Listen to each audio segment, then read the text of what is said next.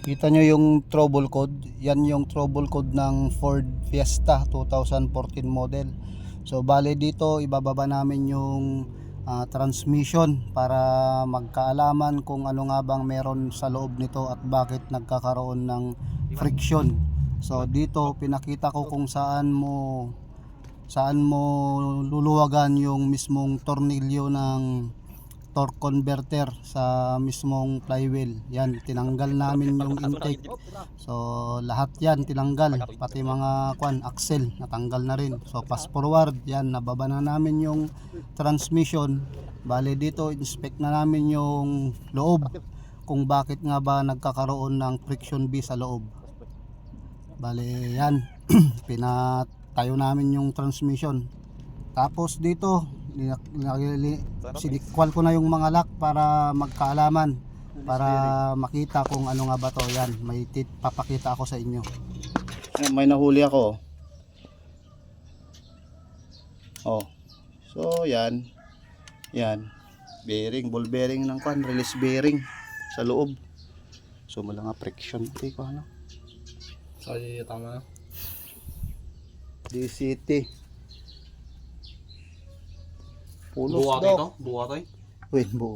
Iyon na. Wasak Siguro na rin. Buli-bulitas na. Yan Bala pilik. Ano nagsukat dati? Kastoy? Tama nagsukat na kastoy? Wasak oh.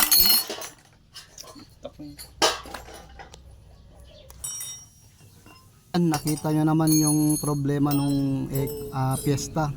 Yan, binilang ko yung release bearing, halos halos 8, naging 8 yung kanyang release bearing na dapat ay isa lang. Bale ang findings ko rito, sigurado ako hindi ito original, bale replacement na to. Ang dito, nasunog yung plastic, kaya siguro na deform yung kanyang release bearing. Walang kumatoy. May isa ka nagbaling nga walaw. Nagbaling nga. May isa, 2, 3, 4, 5, 6, 7, 8, 9, 10, 11, 12. Fast forward, pinatanggal ko na yung tinidor. Yung tinidor ng transmission sa loob para mapalitan ng release bearing. At dito ay yan, nalinisan na rin yung mga yan para lang matanggal yung mga ibang ball bearing sa loob. Kaya pinagtatanggal ko yung na yan, tinidor ng nagtutulak ng actuator sa kabi. Panoorin nyo na lang hanggang sa dulo para malaman nyo rin kung ano nga bang dapat gawin. So dito binalik ko na pagkatapos na linisan ng ng kasama namin dito sa pinag-uubrahan namin. Bale dyan ay hinigpitan ko na yung mga allen wrench saka mga basta yung mga mahigpitan dyan.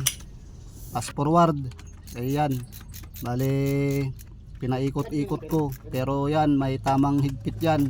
Pag nakita mo yung kamay ko na umurat, ayun na yun na yung torque nya.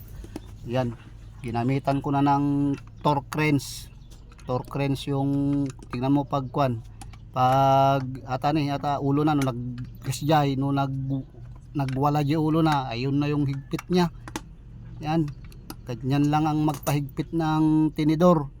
Pagkatapos nyan, syempre ako linaro-laro ko yung yung ano dito, tawag dito, yung roller nya, kung accurate nga ba. So goods naman yan. At nilagay ko na yung kanyang DCT. Ang ibig sabihin ay dual clutch transmission or dry clutch transmission. So yan, bale dito pinaikot-ikot ko para lang mag-release yung mga lock, kasi na-reset ito.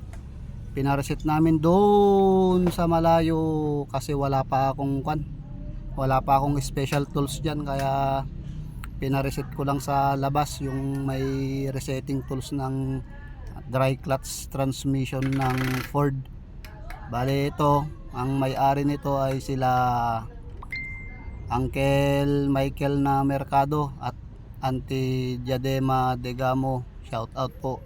At ako po yung nakontak yung mekaniko. So pagmasdan nyo na lang po kung paano mag release ng lock ng DCT.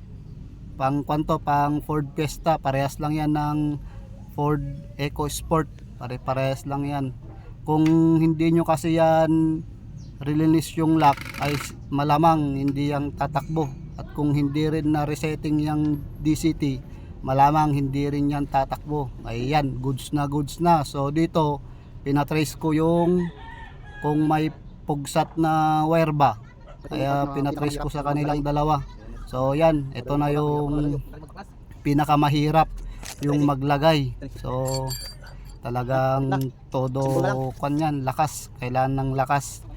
Pagkatapos ay linagyan na ng ATF yan para magkaalaman kung may atras na bato. Baka pagkatapos nito panay atras na, at pagkatapos nilagay ang ATF, so yan, programming tayo. Bale, anong tawag dito? Ang tawag dito ay adaptive learning gear. So yan, buti na lang at may scanner tayong magaling. So pagkatapos nyan, atras abante ko na dyan para magkaalaman kung very good ba yung ating gawa. So very good naman. At pagkatapos nyan, at mahigit 14 minutes na adaptive learning, at buti na lang at yung scanner natin kahit mura ay kaya niyang mag adaptive learning ng transmission. Bali ang gamit ko dyan, ThinkScan S7.